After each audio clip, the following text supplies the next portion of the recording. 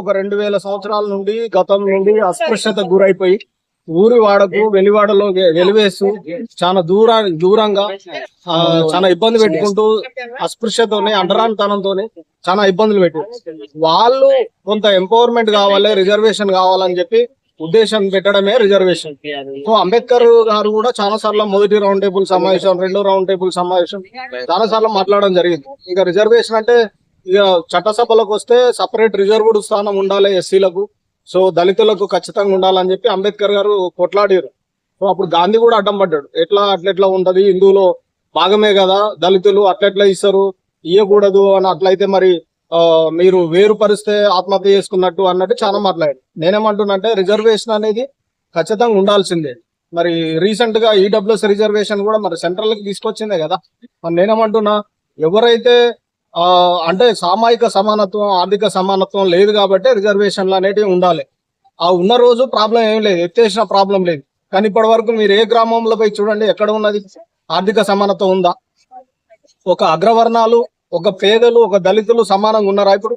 మరి ఎందుకు వద్దంటారు మీరు రిజర్వేషన్ ఖచ్చితంగా ఉండాల్సింది. మరి ఇప్పుడు సిజేపీ కూడా డిజిటల్ గానే స్టార్ట్ అయ్యి ఇప్పుడు ఇంత పెద్ద ప్రొటెస్ట్ స్టార్ట్ అయింది, మొత్తం నేషనల్ వైడ్ గా పెద్ద ఇష్యూ అయింది. సో ఇది కూడా అలాగే ఊపందుకునే ఛాన్సెస్ ఏమైనా ఉన్నాయా? అభిప్రాయాలు తెలుసుకోవడం తప్పు లేదు. చాలా మంది రిజర్వేషన్ కావాలని ఒకరు అంటారు, వద్దని ఒకరు అంటారు.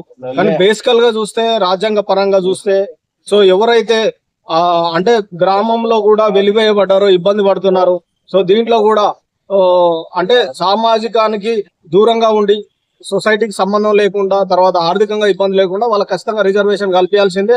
అది డాక్టర్ బిఆర్ అంబేద్కర్ గారు ఎప్పుడో ఆలోచించారు.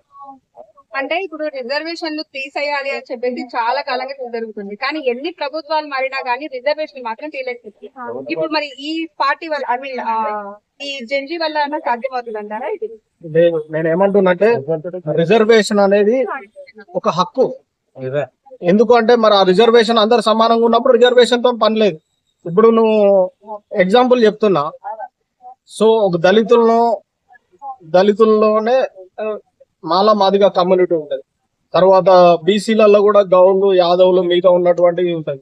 ఎంబీసీలో కూడా కొంతమంది నాయి బ్రాహ్మణ్స్, చాకలి, మంగలి, కమ్మరి, గుమ్మరి వీళ్ళు ఉంటారు. అవునా?